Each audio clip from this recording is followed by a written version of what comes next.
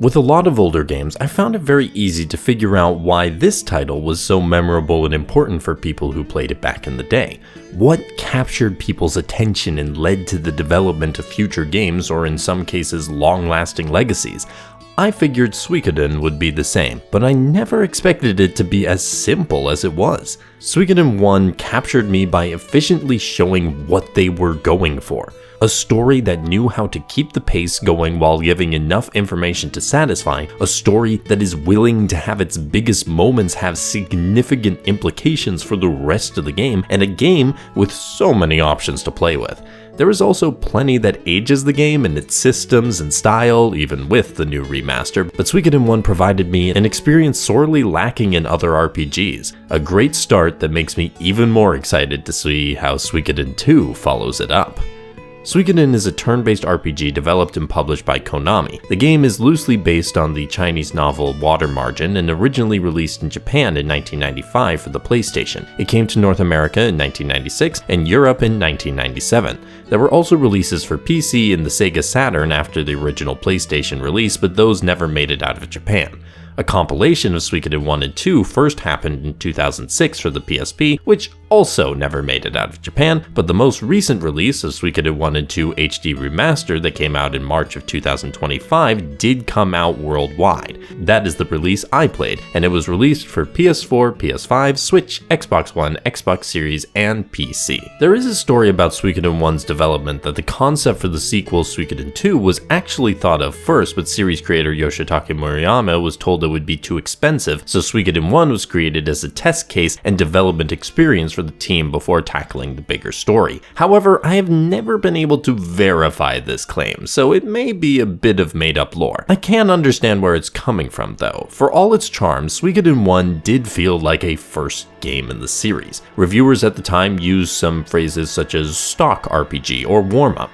Certainly the game didn't wow audiences with its graphical style, but what did stick with people was the story and the relative ease to get into the game. Suikoden 1's legacy will almost certainly be the influence it had in starting a series and inspiring future games, but I found a lot to enjoy about the game by itself, so let's dive into it with the story. Set in the Scarlet Moon Empire, you play as Tyr McDowell, or whatever you choose to name him, the son of one of the great generals of the Empire. With your father away dealing with some rebels, Tyr embarks on his own journey beginning as a soldier of the Empire.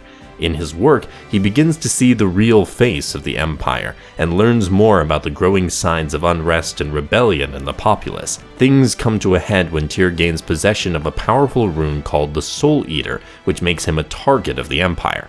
He finds his salvation and refuge in the Liberation Army, and from there must gather more people to help him take down the Empire. Suikoden 1 is actually a relatively short game. I completed it in a little under 20 hours, and yet there is so much that happens in the story. Playing through the beginning again for recording, I was shocked at just how many events occur, the depth of the interactions that happen between the characters, and the speed of the pacing. It feels like a fast-paced game because there is pretty much zero fluff to the story. It is your job as the player to pick up the pieces of the story, to make the connections, and Suikoden wastes zero space. If there is time in the game, there is time for an important plot development that reveals more about the world and characters. With a gigantic cast, there is of course not nearly enough time to focus on everyone, so Suikoden 1 chooses judiciously and carefully and comes up with a narrative that is satisfying regardless of how much you put into the game. The main thing that impressed me of the game though is a big spoiler, but I'll allude to it by saying that Suikoden impressed me in its willingness to commit to consequences. Plenty of other games would learn well from that example. As for the characters themselves, I was thoroughly impressed by how many among the 100 plus recruitable characters were memorable and enjoyable in their time in the spotlight. It doesn't even stop there though, as there were plenty of non-recruitable characters, including antagonists that are well written too. A lot of it was brief given the nature of the story and the sheer quantity of characters, but I at least felt I knew a little of each of the characters. Do I wish there were more chances to dive deeper into the characters? Of course I do. I make freaking character analysis videos for a reason, but that's not the tale to tell in Suikoden 1 at least. You will find plenty of favorites in the lineup either because of their personality and the way they were recruited, their design, or their sheer utility in and out of battle. Speaking of battle, you have a group of up to 6 characters taking on enemy encounters that can number up to 6 enemies. You have choices to attack, defend, use items, use rune powers, or in special cases, unite characters for even more powerful moves. There is a front row and a back row, and characters have a range that they can work within. Short range characters have to be in the front row in order to attack, but tend to be harder hitting. Medium characters can be in either row and are usually more versatile, and long-range characters can be in either row but tend to be squishier, so it's probably best to have them in the back row. As for your options in battle, I want to focus on the last 2 I mentioned, the rune powers and the unite moves, because that's where the standard combat gets a chance to shine. There are 2 different kinds of runes. Runes that come pre-equipped on characters, which usually give powerful specific abilities to those users, take our main character's rune Soul Eater, and equipable runes that can go on anyone. There are cases where you can take a rune off someone who originally starts with it, but usually they have that rune for a reason. These can give some powerful melee attacks for melee-focused characters or elemental abilities for magic-focused characters. Enemies have weaknesses or strengths to certain elements, so you'll want to have at least someone capable of using fire, water, wind, earth, electricity, etc. in the wider party, even if you can't have them in your battle party. You theoretically get a lot of say in how your party is constructed, but the main story does like to railroad you into using particular characters by requiring them for certain sections. It makes sense story-wise, but sometimes you just want to use someone else. I missed Eiyuden Chronicle's attendance slot, but hey, couldn't have gotten that without Suikoden I first. Then you have unite abilities, which can be done by characters with a particular bond or connection. When the unite skills are at their best, they are devastating. But there are some that are tepid in comparison, so you might as well just use the character's regular abilities in those cases. Given the sheer number of characters, it would be a nightmare to keep them all at a good level to use if the game didn't use weighted experience. You gain levels with your party members fast if they are under-leveled for an area, so no worries about getting them up to speed on the level count.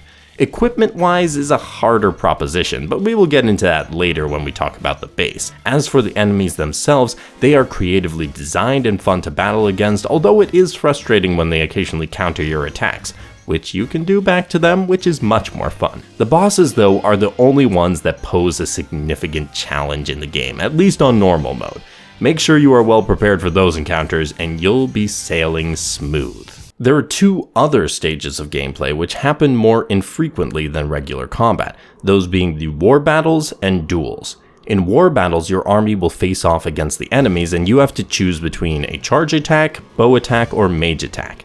In true rock, paper, scissors fashion, each one is effective against one of the others.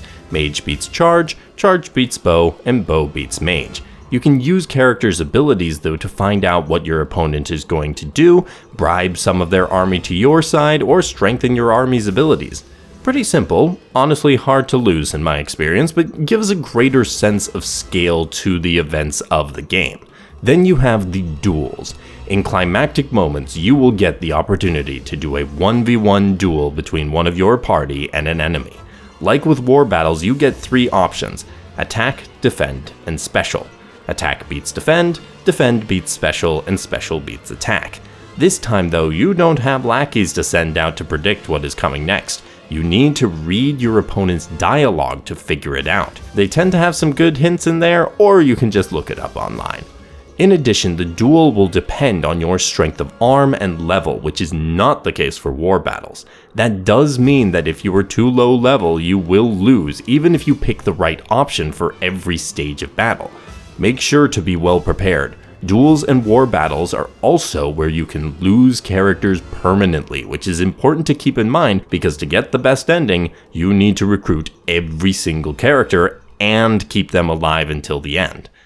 Where are you going to house all these characters you're recruiting? Well, I'm glad you asked, because it's time to talk about your home base.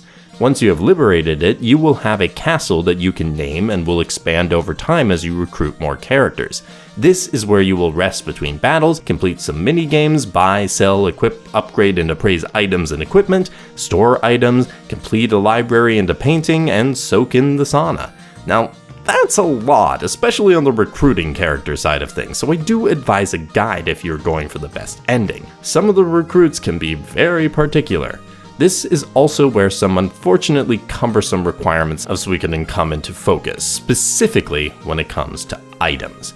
Each character can carry up to 9 items, including equipped items, which is a huge headache. And once that inventory is full, you have to fully discard things to take more. It is annoying trading items between characters, annoying to deal with the amount of items you get over the game. In general, it's an annoying system, and the remaster did little to make it better. You also can't automatically equip bought items. Thankfully, I'm told the series gets better about item management as we proceed. Equipping everyone in the army is also far from feasible given the amount of money you are provided. Gambling with Gasper is literally your best bet to get a lot of money. Just have a save handy. He only has to win once to take all you've got. Given the sheer amount of side content, you'd think the hour count would get dragged out, but no, the game is still refreshingly well paced even when going for 100% of the optional stuff as well. Suikoden I is packed with stuff to do while still respecting your time. Now for presentation, the strength of the game's artistic design comes in the character designs, which makes sense given the premise of the game, and the backgrounds.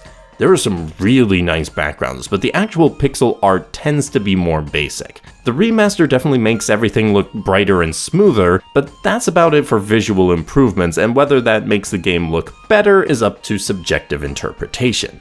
The remaster does deliver more improvements for user experience, including a speed-up option for battle, autosaves that only work when there is already a save point on screen, which, why? The UI is overhauled, you can dash all game long, you can check dialogue logs, and even pin messages. I really like that idea, more games should do that, and added difficulty modes. The remaster definitely appears to be the definitive version of the game, even if it would have been nice for them to go further on things such as improving the inventory management and expanding autosave more. The music of the game is another strong point for Suikoden I. The tone of every moment is communicated beautifully within the music. The composing team, led by Miki Higashino, could have gone with just one theme per town and event in game given the length of the game. They didn't. Instead, choosing to compose unique songs that communicated even better than the visuals, the distinctions between locations, and I am very grateful for it. The remaster also improves the audio quality of the music, which allows them to shine even more. Suikoden I does show its age in some ways for the presentation, but I think the focus on character designs, backgrounds, and music has served the game well in delivering a good overall experience nonetheless. Suikoden I has its flaws, but for anyone looking for an RPG experience with a lot of fun ideas, plenty of content packed into an RPG easy to fit into your gaming schedule, this game will be right up your alley. I know plenty of players that will be far more focused on Suikoden II as it is held up as an all-time classic, but don't overlook Suikoden I. There's a lot to like here, and so I encourage players to give it a try or come back to it if you do end up getting the remastered collection. At the very least, for my certified story buffs, if you want a game that is willing to tell a bold story and allow you to figure things out for yourself and make connections for yourself, Suikoden I has got you covered. I will be looking forward to seeing how all that I learned and enjoyed in Suikoden I will be followed up on for Suikoden II, so stay tuned for that one when I do get the chance to play it. Thank you for watching. As always, the only way for me to fulfill my destiny is to unite the stars, which you can help me with by liking, commenting, and subscribing. I will see you all in the next video. Have a great day, and happy gaming.